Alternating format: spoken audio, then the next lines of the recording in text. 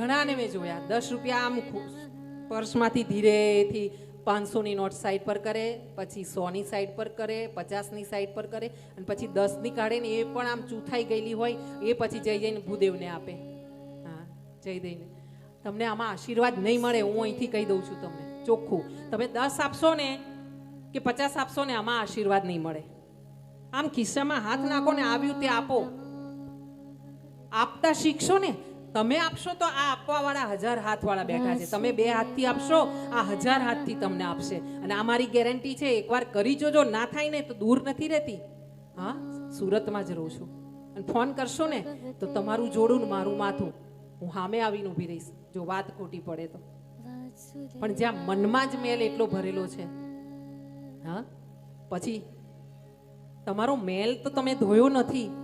હા, કહેવાય ને, तूने आंगन नहीं बुहारा, कैसे आएंगे भगवान, कैसे आएंगे भगवान. તારા મનને તે ચોખ્ખું નથી કર્યું. હા, તારા હૃદયને તે ચોખ્ખું નથી કર્યું.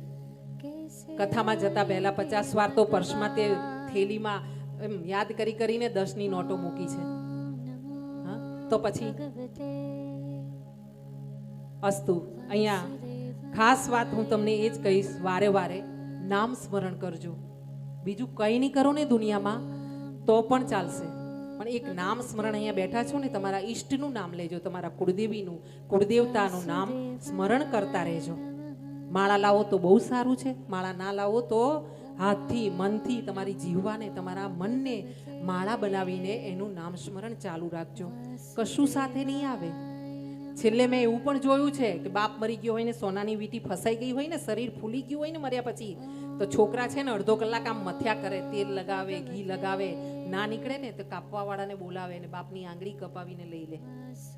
મેં જોયું છે. હા, તમે પણ જોયું હશે, કારણ કે તમે મારાથી વધારે અનુભવી છો.